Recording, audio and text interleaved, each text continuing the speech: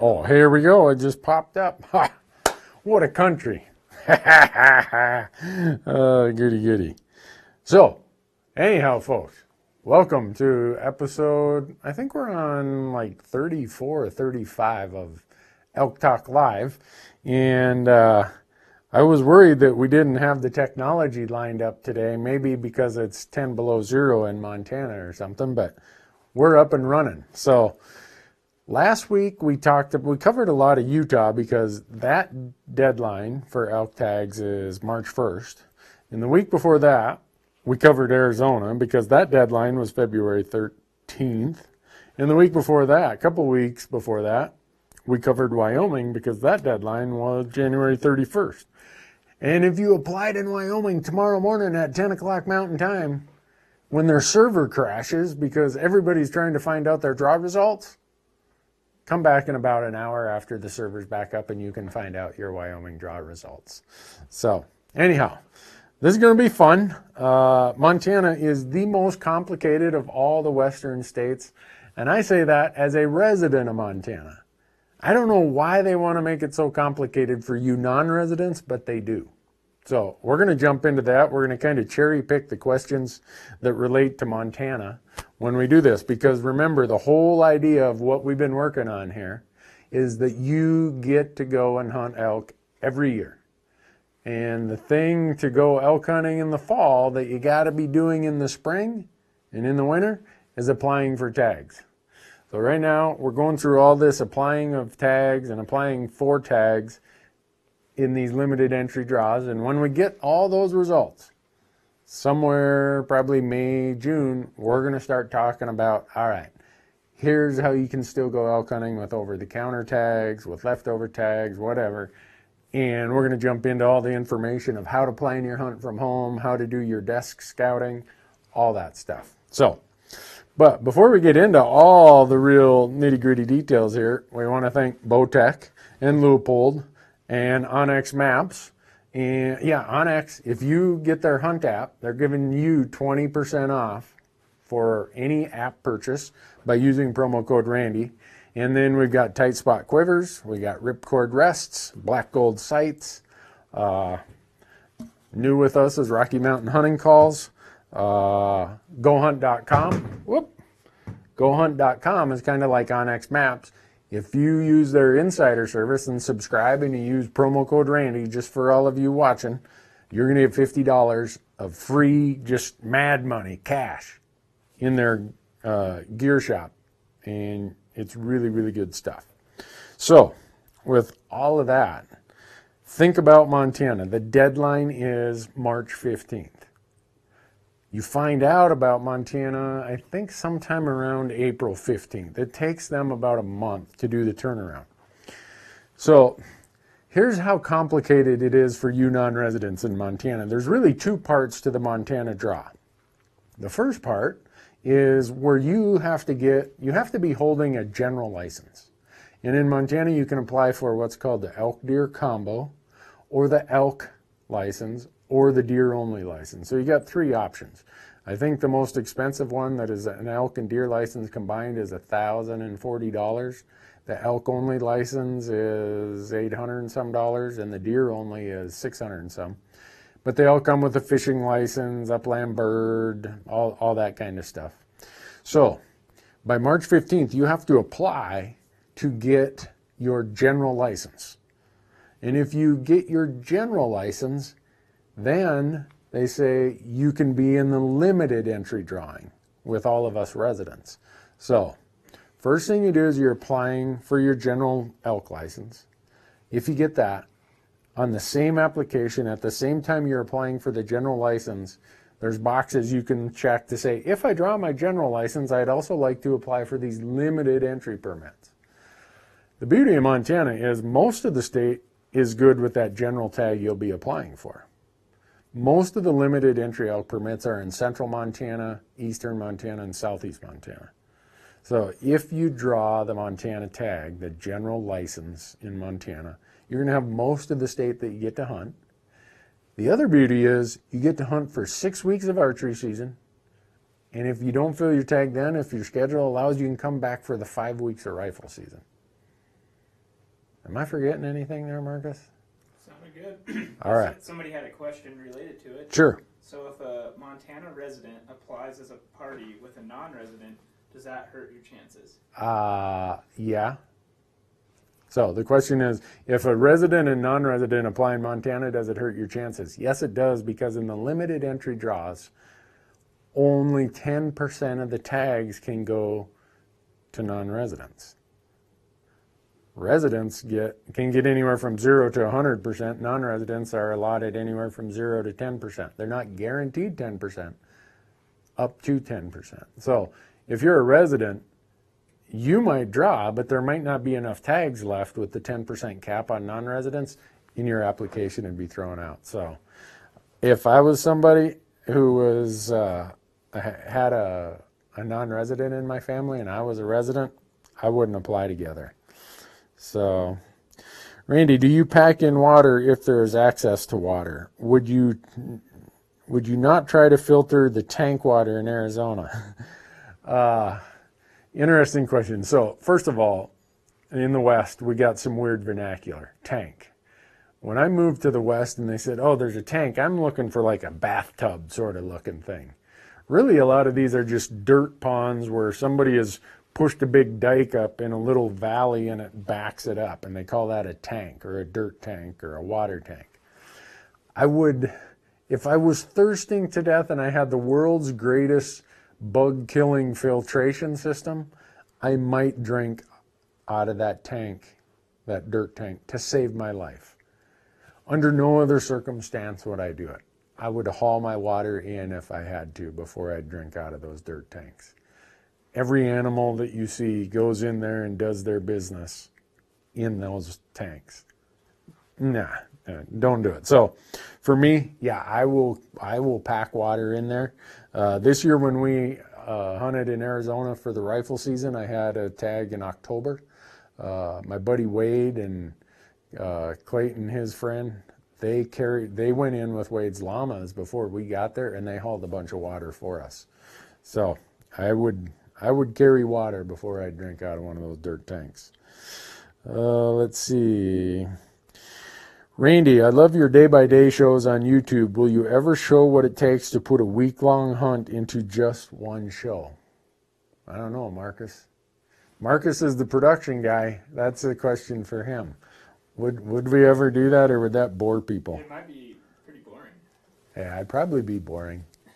So we're just going to do it, tell it how it happens, and thanks for watching, though. There's some of our most viewed things is our day-by-day stuff that you see on our YouTube channel. We get more views on those. And since we're talking about YouTube, Marcus, should we tell them that there is a job announcement? Yeah, if you want to. All right.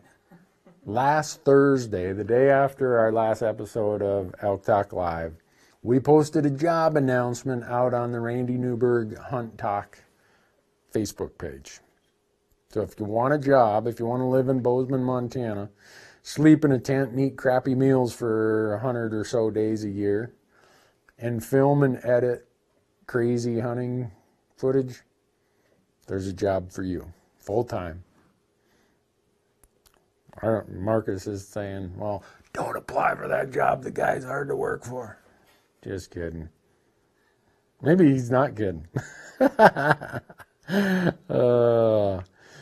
What else do we have here? Oh, to gut or gutless method? I always do the gutless method. I haven't gutted an elk for forever. And so some of you might be watching saying, well, what do you mean gutless method? If you go out to our YouTube channel, we've got videos out there. One, the gutless method of how to do a white-tailed deer, because a lot of people don't live where there are elk. So you can practice this on a white-tailed deer. The other one is start to finish how to do the gutless method on an elk. And by that, we mean we're not going to take the guts out of the inside. We're going to quarter this thing up while it's just laying there. And we're going to end up with every bit of meat that you would get if you were to have gutted it. And we're not going to have nearly the mess. We're going to get it done quicker. One less step. So always the gutless method for us. Have we ever done the gutted method while you've been here, Marcus? Yeah, one time. On an elk? Antelope. Yeah, on antelope. Okay, yeah. All right. Yeah, an antelope, you can almost pick that up like a 6-pack of pop and carry it out of there. So that doesn't count. Oh, here's a good question. Montana, they have preference points and bonus points for non-residents. What's the difference? Oh, Montana, why they do this? All right. So remember in our past discussions, we said preference points, he or she with the most points gets the tag. You have 10 preference points, I have 4, you're going to get the tag before I will. Bonus points are like raffle tickets. If you have 10 raffle tickets, i.e. bonus points, and I have 4, you have better chances than I do, but I still might be the one whose name gets pulled out of the hat. So here's how it works in Montana. I told you that you needed to get this general license, this general elk license, before you can get into the limited entry drawing. So Montana, for you non-residents, uses a preference point system for the general licenses, the deer elk combo, the elk license, and the deer license. That's on a preference point system. He or she with the most points is going to get that tag. And then once you clear that hurdle, then you come over here in the limited entry drawing. At the same time, it's conducted immediately after your non-resident license drawing. There's this drawing for limited entry permits. Well, this is on a bonus point system. So one of the things you got to worry about is on a preference point system, kind of your way to get in the door by getting a general license. And then once you get in the door or clear that hurdle, then you end up in a bonus point system. Today we filmed the YouTube video that explains Montana. We'll have it up by next Monday or Tuesday.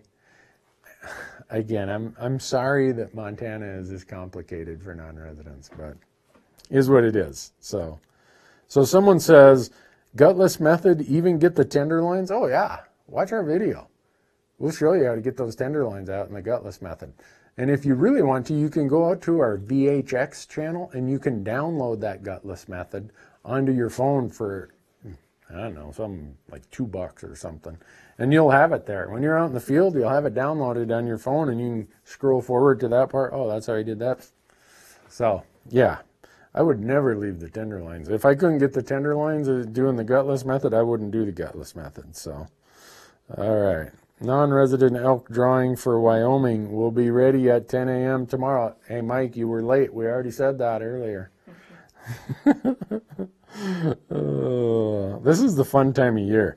You kind of get out and you get on your computer and it's like, oh, when's the drawing? When's the drawing? Kind of like Christmas. What is my favorite area to hunt in Arizona? Any place that'll give me a tag.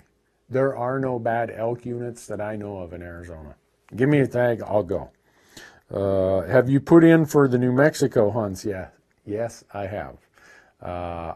This year, because of my calendar, I have to apply for the first archery season, September 1st through the 14th, because after that, my calendar is... So, I don't know if I'll draw. Hard to say. If not, I'm lucky Montana. Those of you who are non-residents, there is one good thing about all the complexity of Montana. If you draw an elk tag here, the number of elk that we have is good. And in the archery season especially, the majority of those elk are going to be on public land because that's the higher ground.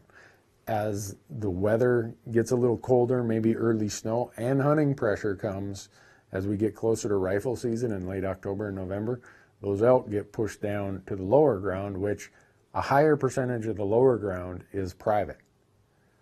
A higher percentage of the higher ground is public. So that's why I think Montana, yeah, our general archery elk tag is one of the best general archery elk tags I know of. What do you do when you see coyotes while on hunts? Peace, brother. We're too busy doing everything else. Unless we're on a specific episode where we're predator hunting, I just see you later. How do you keep your tags, applications, etc. organized? I'm a CPA. I'm like into spreadsheets and deadlines and details. So in my other life, that translates really good to being organized. And as far as reminders and stuff, I plug them into my calendar, but I get all that information from GoHunt. The GoHunt Insider gives these, they call them strategy application strategy articles. They're super, super good. The very first thing I do when they post one of their articles, I go read it start to finish. And it's pages and pages and pages, but it's really, really good stuff. So that's a big part of what helps me. Let's see. With point creep hammering most states for someone who wants to start applying for elk draws with no points in any states, where do you recommend to start? So the first thing I do is look at what states don't require me to buy a license just to even be in the drawing. New Mexico, okay? We're going to cover New Mexico in more detail next week and the week after, but you have to, in New Mexico, you got to front all the money.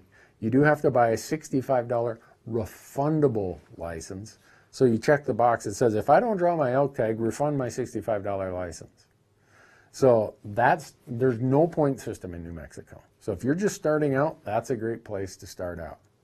Wyoming, you can buy a point every year and grow without having to buy a license.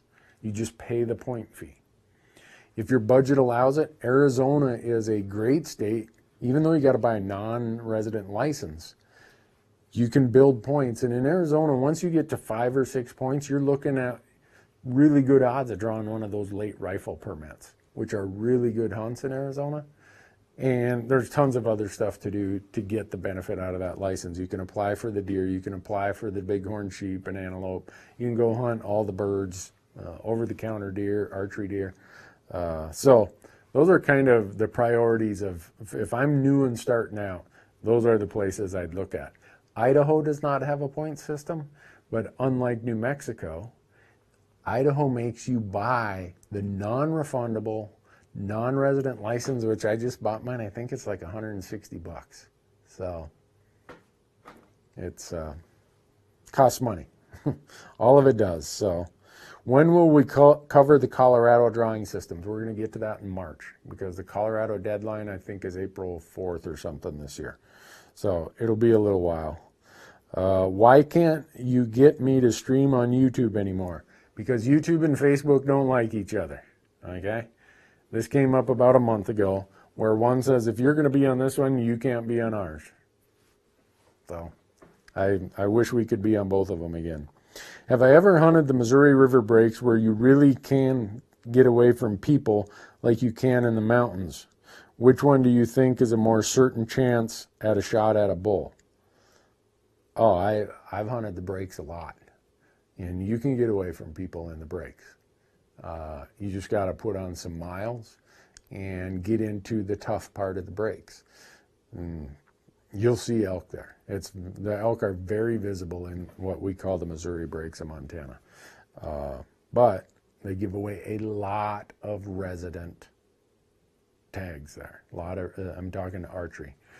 And because they give away a lot of resident archery tags, a lot of non-residents draw it and they get all excited, and then they're like, man, there's quite a bit of hunting pressure here. There is.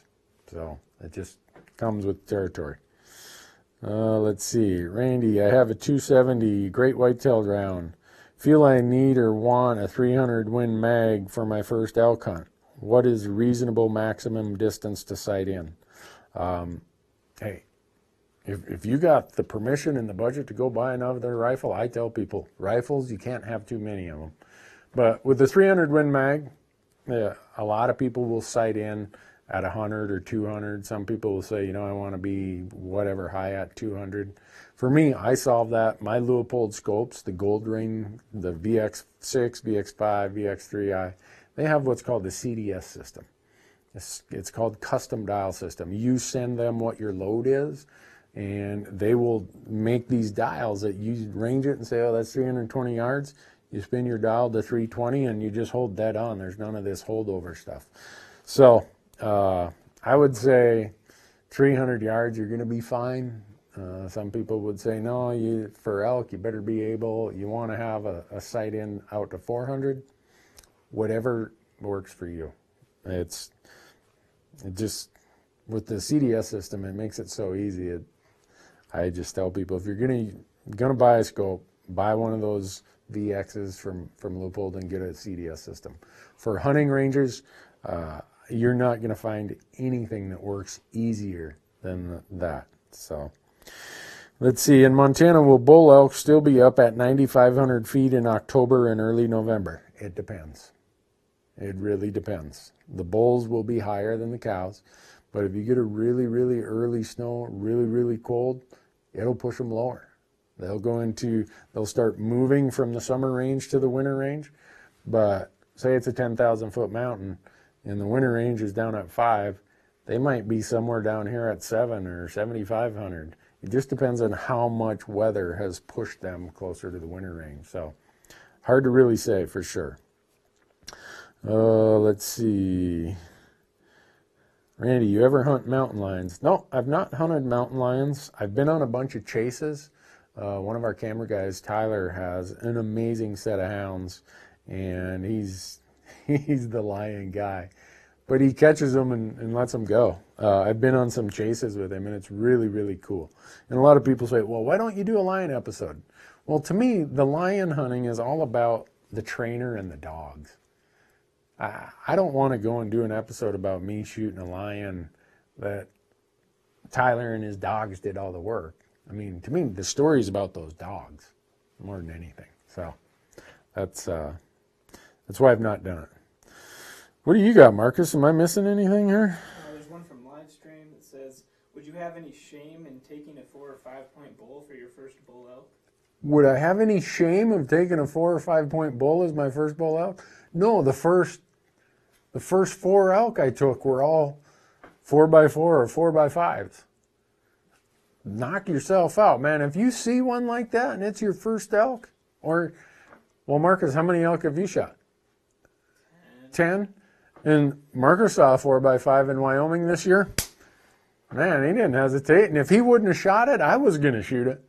So, no, don't let anyone get you into this shame or what you should shoot or not shoot. Nah. Shoot whatever you want. They all taste great. So, let's see. What is the Leupold spotting scope that we see you using in all your videos? I have 2 of them. I have the 60 millimeter gold ring and I have the 80 millimeter gold ring. And you probably see the 60 millimeter more for our elk hunting because it's really compact. It's super lightweight. I know it's the lightest 60 millimeter spotting scope on the market. And if it's got the gold ring on it, you know it was made in Beaverton, Oregon, and it's going to have high quality glass. And I've been using it forever. Actually, I've been using it for so long at the SHOT Show this year. The folks from Leupold were looking at some footage and they're, Randy, that spotting scope you have it's over 10 years old. Why don't you use one of the new ones? Because it still works great.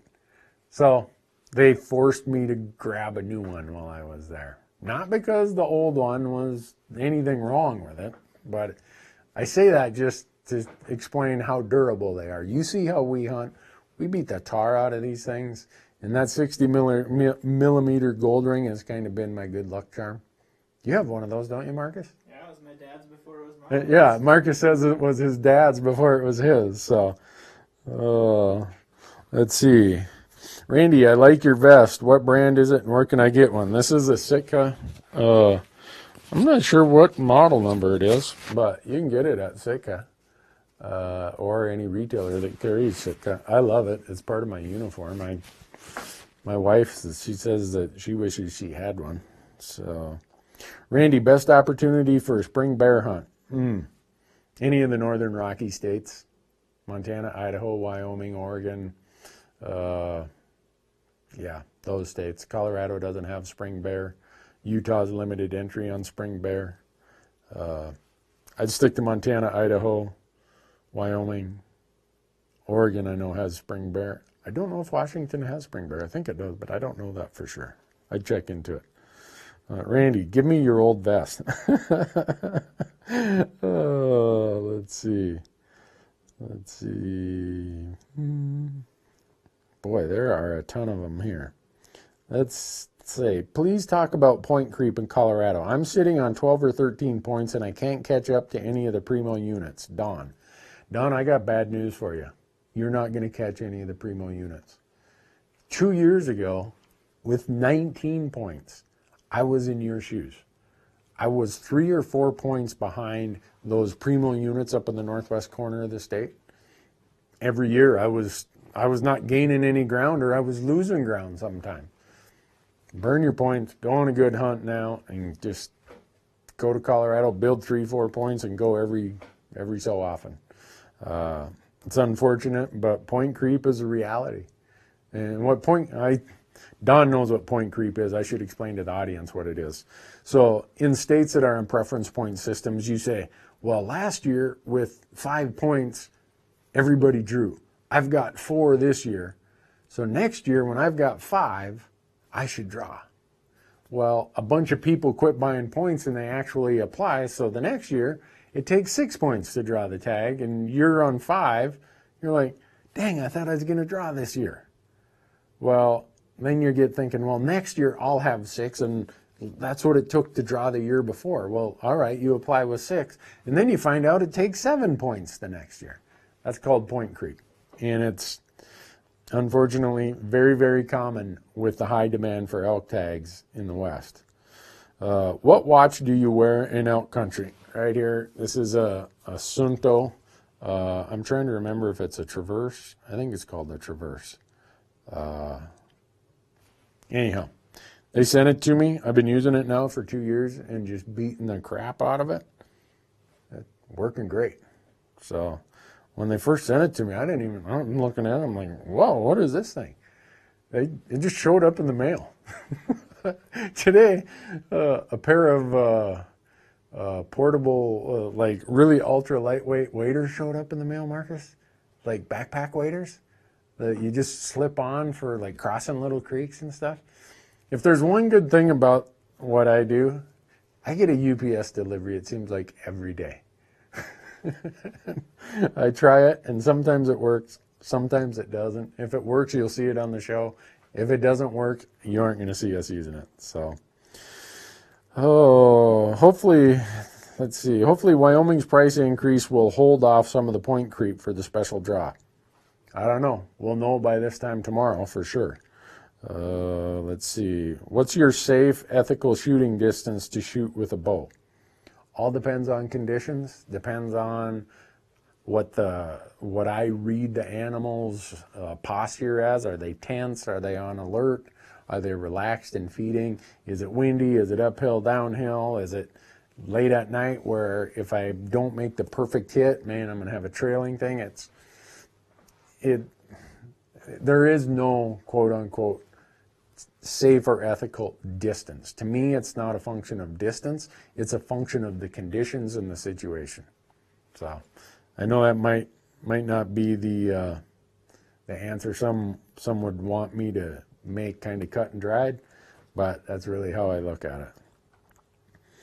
Do I know anything about applying to Pennsylvania for elk? Yeah, you go to the Pennsylvania website and apply. And sometime around June, I think it is, you get a notification that you didn't draw. Same with Kentucky. Those are great, amazing stories there. Conservation stories about elk, but I'm not lucky enough to draw. So, oh well. Oh, where do you get those gloves? Oh, you must be talking about the chopper mitts that I wear. There's all kinds of places. Type in chopper mitt, and you want the full leather ones with the rag wool liner.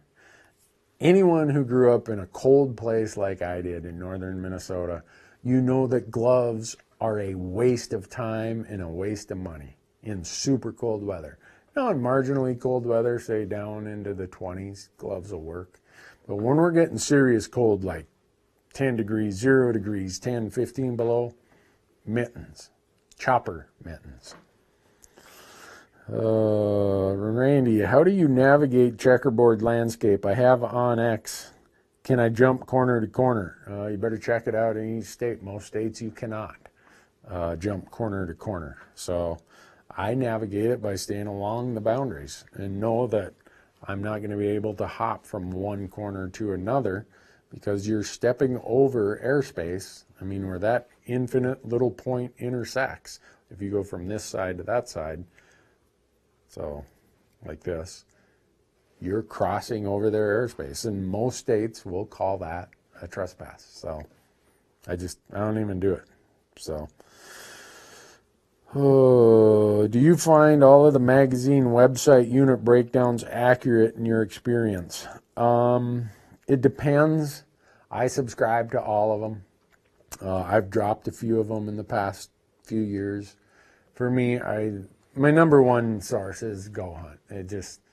Their odds, you cannot, and there's nobody who's went through the effort to get the raw odds that Go Hunt has. Not even close.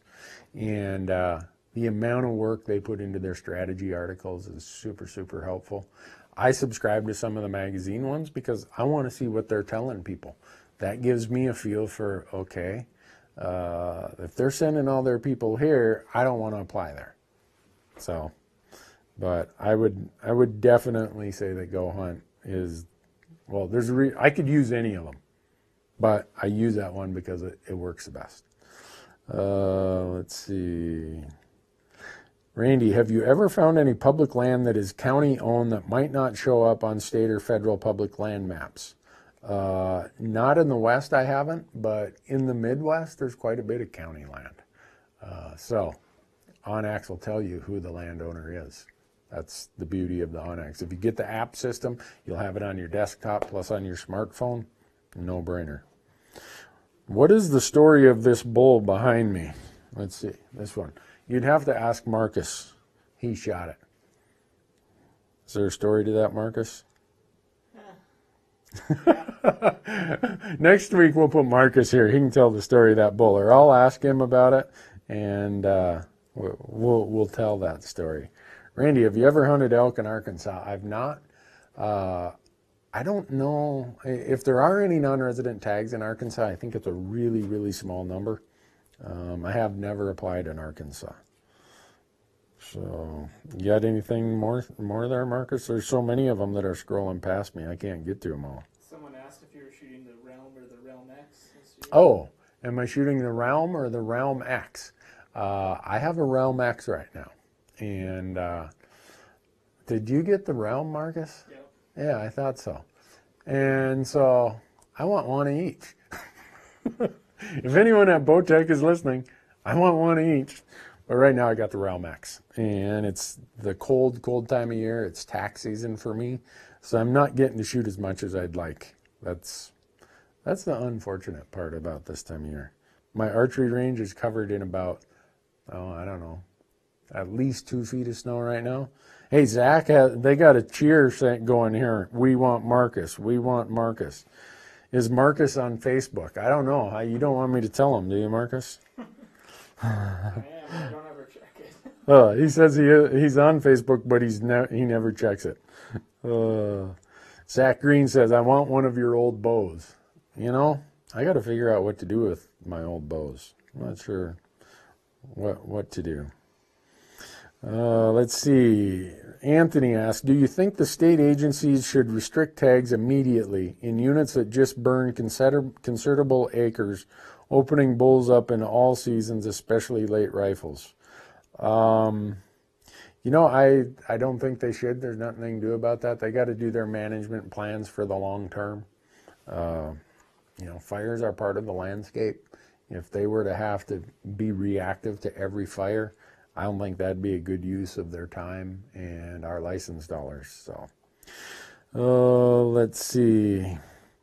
What is your Leupold scope cover on your VX5 HD? I bought a large, which is what they recommend, but it's way too small. I don't know what size mine is. It's the one that came with the scope, but it's a pretty snug fit. I mean, you want to have a snug fit if you're using it for your weatherproofing and your weather cover. I mean, you don't want something slopping and falling around. So I don't really know what size it is. Randy, is 6 feet 9 inches tall have any advantage in hunting? I don't know, Aaron. I'm only 6'2". I couldn't tell you. I guess maybe if it's thick brush, that you can see over it when others can't. I do know this. Tim Lesser from Leupold, I think, is 6'4", and he's nothing but legs, probably like someone who's 6'9". And trying to keep up with you long-legged guys in the mountains is tough. So I'd say that's a huge advantage for elk hunting. The longer your legs, the better the elk hunter you're probably going to be. Let's see. What else we got here? Oh, raffle your old bows for charity. Randy, how about how to use OnX maps as a YouTube video? Well, Robert, OnX has a bunch of instructional how to use each of their layers and platforms out on their website. If you go to onx.com, they've got all kinds of really helpful videos there. We've done series of videos with them about how to use the layers for desk scouting or e-scouting, how to use them for finding places to draw tags, how we use them to look for boundaries as a sanctuary, a public-private boundary as kind of a sanctuary. So our videos about OnX are usually about how to use the tool, how to apply it in the day-to-day, in the field, on the ground application. Their website has tons of really good technical stuff that'll walk you through every little detail way better than anything I could do. Carrie says, my husband says you just dissed my short 5-foot stature. I am sorry, Carrie, that was not my intention. I wasn't dissing 5-foot stature. I was just expressing that 6'9" stature has some advantages in the elk woods. How's that? Man, I could be a politician with an explanation like that. Randy, have you ever hunted the early rifle elk seasons that Montana has in the Bob Marshall Wilderness? Any tips? I've not. I'm usually so busy in September. So in Montana, we have 2 areas where they open the rifle elk season September 15th. Bob Marshall is one of them up in mostly northwest Montana. I've not hunted it though. Any thoughts on Unit 7 in Wyoming? I've never hunted it. I know a lot of people who do, and they say if you can solve the access riddle, it's good hunting. I've not tried it. But looking at the map, there definitely are some access challenges there. Randy, worst wild game meat you've had? I've never had any where the flavor wasn't good. I shot a mountain goat in 1995, and the texture was tougher than a boot. You'd chew it and chew it. It was like chewing on a rubber ball or something. The more you chew it, the bigger it got. You'd wake up the next morning and the corners of your jaw would be like, oh my goodness. But I can't say that I've ever had any wild game that tastes bad. You ever had any that taste bad, Marcus? Not because of it. Yeah. Maybe it's something that I did wrong. Yeah, I mean, usually if wild game tastes bad, it's operator error. That's been my experience. If I've done something wrong, I have found ways to mess it up. I had elk burgers or moose burgers just before I got here. I was telling Marcus that I'm voting that we go moose hunting every year based on those moose burgers I've been eating. Oh man. So let's see, any plans for a walleye trip this spring? Yes, my wife has informed me that our marriage is contingent upon 3 weeks walleye fishing in May or June. So can you speak about antelope numbers in eastern Montana? Are the numbers rebounding or still struggling? Given the winter that we are having right now, I suspect antelope numbers are going to take a thumping. Most of Montana, right here where we're at, Bozeman, is 150% of normal snowpack. When we went and did that helicopter flight, it was what, 11 below here, Marcus, when we were doing the sheep transplant? Eastern Montana was in the 30 belows for a couple days. This time of year, that kind of brutal cold can really be tough on deer and really, really tough, even tougher on antelope. So I would say wait and see. The Montana antelope draw isn't until May 31st or June 1st is the deadline. Wait and see how this winter plays out. But right now, we're like on that fringe where our deer and antelope could really take it on the chin if we don't get a reprieve from winter. Stephen Ranella, are you going to get him on a hunt? Steve is a great guy. The media folks do amazing stuff. The last time Steve and I planned to hunt together, we were going to go on a blacktail hunt in southeast Alaska, and Steve called me, I don't know, a week or two before we're heading out, and he had, what did he have that time? I think that was the time they all came down. He came down with Lyme's disease, so we had to cancel. And since then, we've been so busy, our calendars never line up, so I don't know if we'll ever get to it. It'd be great fun. Those meat eater guys are fun guys. Have a ton of fun when I get to visit with them at trade shows and stuff. And a couple of them live here in Bozeman. We meet up for coffee every once in a while. What else we got, Marcus? There's a lot of questions tonight. Someone asked, how many grizzly encounters do you have a year? How many grizzly encounters do I have a year? Less than one. Depends on what an encounter is. I mean, I see them. There's one year in spring bear hunting, I think I saw 5 or 6 of them that year, spring bear hunting, but I'd see them all at a distance. When I've been rifle elk hunting, I've seen them through the spotter. Twice while archery hunting, I've had encounters of less than 30 yards, but fortunately both times they spun and they went that way. And when I saw them going that way, I was quick to go this way. So I really don't worry about it that much. It's just part of the landscape, part of hunting where we hunt. And there's some really good elk hunting in grizzly country, and I want to go where there's really good elk hunting. So how do I choose the right elk call? I can't seem to find the right diaphragm call, and I was wondering your thoughts on hand calls. I went through that same problem for years. And I tried all kinds of them. And if you feel the roof of your mouth, some people have a flat roof to their mouth, which is Randy. Some people have a really steep crown in the roof of their mouth. If you have a flatter roof of your mouth, it's hard to get that seal of the air to make a diaphragm call do what you want it to do. The folks over at Rocky Mountain Hunting Calls, buglingbull.com, Rocky, he saw me and he's like, well, here's what you got to do. And he's like, he had this whole big wide array of calls. He's like, well, this one does this one does that. And he told me, if you have this type of mouth, this is the call you want. And in the last 2 years of having that call, kind of discovering that from Rocky, I'm like, oh man, world of difference. So I'm a big fan of the diaphragm calls from Rocky Mountain Hunting Calls. Randy, you should tell Sitka Gear to make a big and tall section for those 6'9" people. I'll pass that along to them. If you draw a cow tag in Utah, do you have to wait to apply again? I don't believe you do. I think that only applies to the limited entry bull tags, the waiting period of 5 years. Can you kill grouse with a shot shell round out of a 357 Magnum? Oh yeah. It's easy, no brainer. If you got something, I would just make sure that it's legal in the state that you're doing it. But yeah. All right, Marcus is chuckling over there. He must have a good one. Someone asked, did you and the Gritty Bowman get a good workout in while you're in Arizona, or did you spike his protein shakes with Dairy Queen? So Brian Call from the Gritty Bowman joined us down in Arizona when we were doing our archery coos hunt. And I did spike one of Brian's shakes with a Dairy Queen. I told him, look, if we're driving through Wickenburg, I never go through Wickenburg, Arizona without stopping at this Dairy Queen, and we did, and I bought Dairy Queen blizzards for everybody. And Brian, it worked so good, Brian shot a quad a Monday. When you see this footage, we're editing it out right now. You people are you're going to think we went to a zoo to find this crazy looking animal. In Arizona, they have these things, they call them quad Mondays. Locals call them quaddies.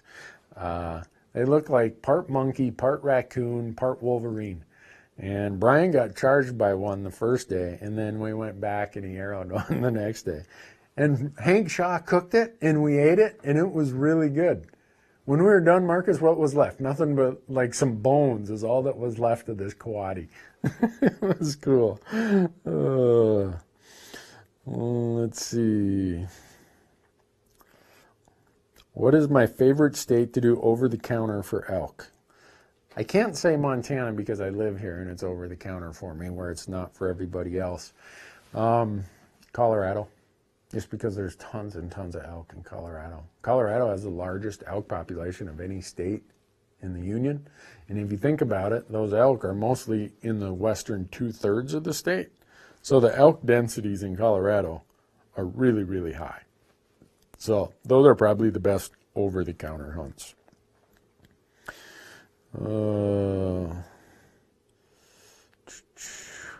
Randy, what rangefinder would you recommend for elk hunting?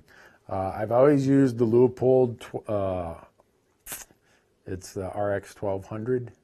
It's got TBR in it, which stands for True Ballistic Range. They just sent me a new 1600, the new one they came out with this year. I haven't even had a chance to use it. So I've had really, really good luck with their 1200. We did two rangefinder videos on our YouTube channel last year because I was out with Tim Lesser, the VP of Product Development at Leupold, and he was talking about some things that most people don't realize with rangefinders. And Leupold makes sure that when their stuff is built, it accommodates for these things. One is the color of your target. It's reflecting light. Dark targets absorb light. White targets reflect more light. So the strength of your pulse will be different based on your target. And some of the lower end rangefinders won't accommodate for that. The other is your rangefinder has a crosshairs, right? Has some sort of aiming device. Well, you think that it's aiming right, or that the laser that's coming out is hitting right where the crosshairs is? Not always. Sight in to make sure your rangefinder is properly aligned so that your crosshairs are properly aligned with your pulse, your laser pulse. So think about this. You got a deer out there at 200 yards, your pulse is off 3 degrees, your laser, and it ranges a rock 50 yards behind the deer. So you think that it's at 250 because that's where your laser hits it. It's really at 200. You shoot right over its back.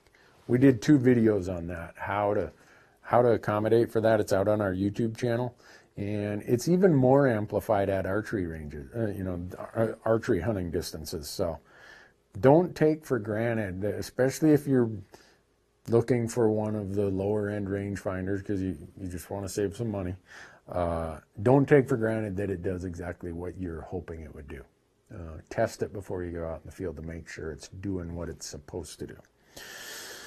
Oh, plans on any turkey hunting this spring? Probably not for me. I'll be busy walleye fishing. Marcus, I think he'll be turkey hunting. You're like our resident turkey expert, aren't you, Marcus? Oh, not at all.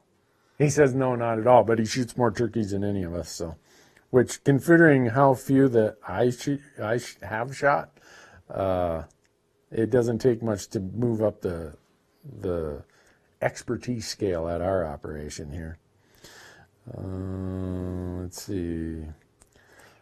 Last week you said you hunted in Unit 21 in Colorado. Is it a good unit for elk and mule deer? Oh yeah, super unit for mule deer. But if you're a non-resident, it's going to take double-digit points to draw the deer tag.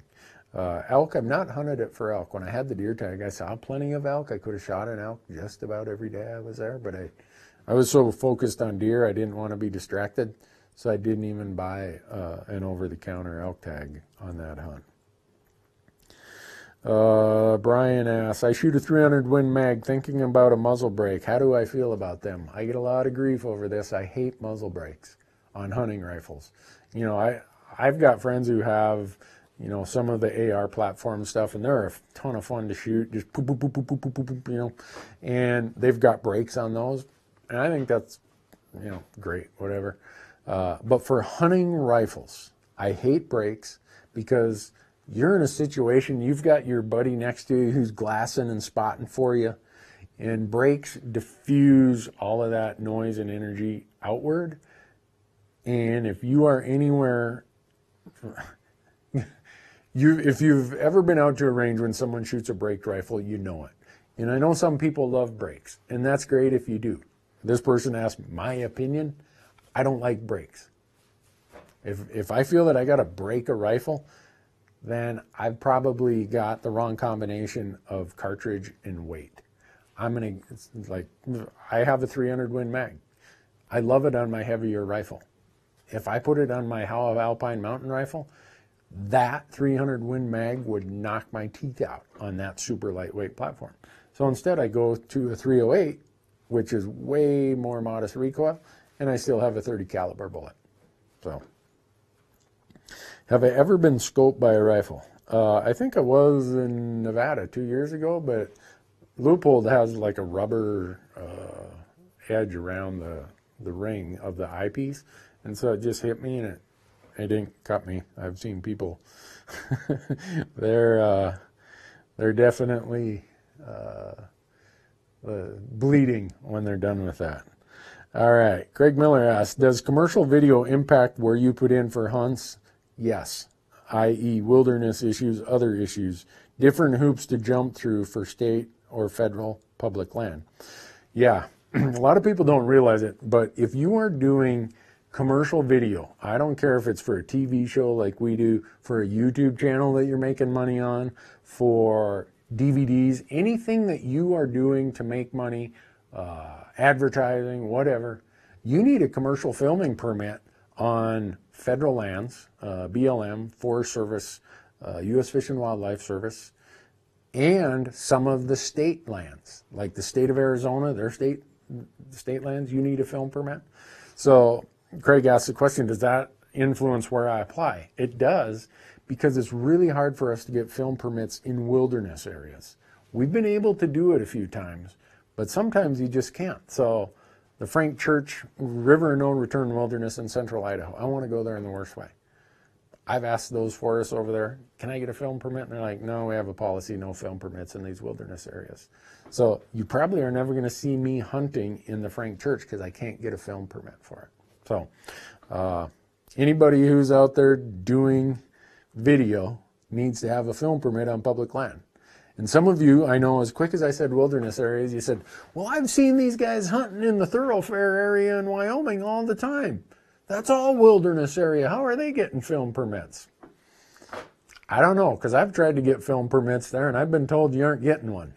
So if they've pulled it off, good for them, but I've not been able to do it. So that's a long answer to a question that really had nothing to do with elk hunting, but has to do with how we do what we film and what we show on YouTube and our Amazon channel. How are we doing on batteries, Marcus?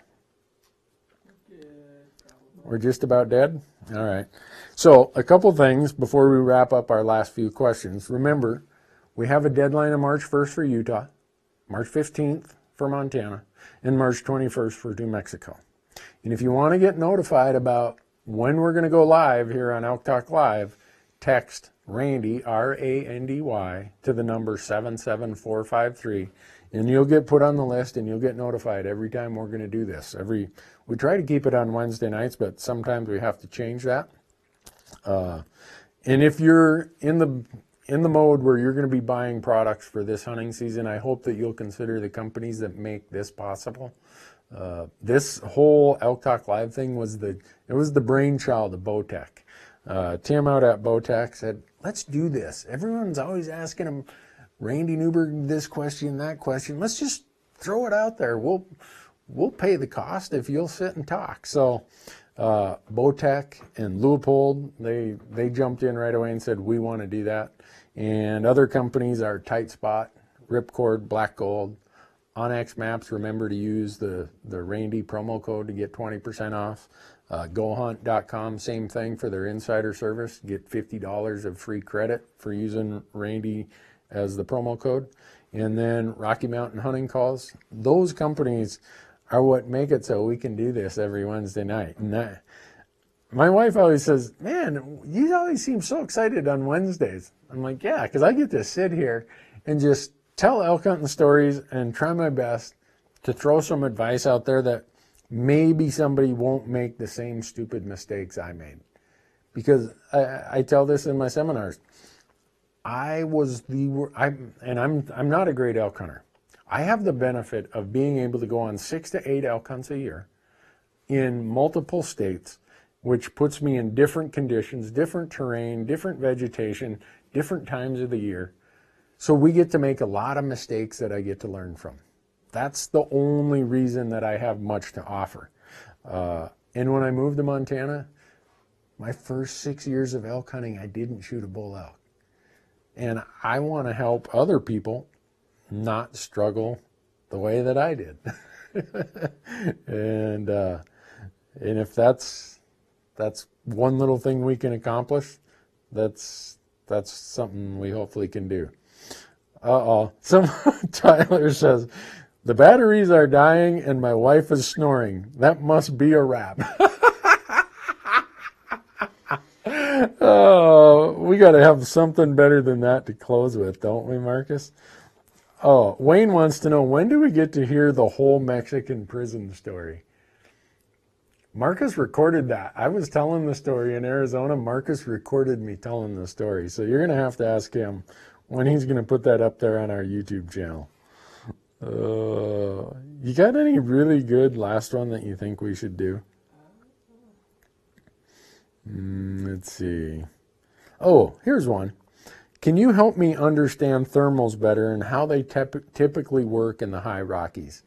We did a YouTube video on that. I think we released it in late December. So if you go out to our YouTube channel, you're going to see it. And I was surprised the number of comments we got from people who said, man, I hear all you Westerners talk about this thermal stuff, but I never really understood it until this video. So hopefully that YouTube video, and to find it, go to our YouTube channel, Randy Newberg Hunter. And I think in our videos, if you just do in the search bar and say thermals, it'll probably come up right away. But it was, I think we published it sometime in late December of 17 or early January of 18. And for those of you who've been following us, you know that we got done with TV. Our 9 years of outdoor TV finished in December. Now we're on Amazon. So if you go to Amazon, if you're an Amazon Prime subscriber, you'll find us out there. Randy Newberg, or Fresh Tracks with Randy Newberg is what all of our channels are. We've got season 3, season 4, season 5 up there. And we've loaded up a bunch of stuff that we filmed just last fall. And we're waiting for YouTube to approve it, or Amazon to approve it. So once it gets approved by Amazon, you're going to be able to watch it out there on our Amazon channel, and hopefully you will. Randy, how old were you when you killed your first elk? Let's see, 33. So how old were you when you shot your first elk, Marcus? You aren't even 33 yet, and you've shot 10 of them. Gosh. I'm old. But that's what happens when you don't grow up in elk country. Marcus grew up in the core of Montana's elk country. So whenever I get stumped, hey, Marcus, what do you think I should do here? So he should be the guy running the show, but he's too bashful. We got anything more? Not seeing anything. All right, folks. I think we're going to call it a wrap because this guy's wife is snoring, the batteries are dying, and I got to get home. Thanks for watching.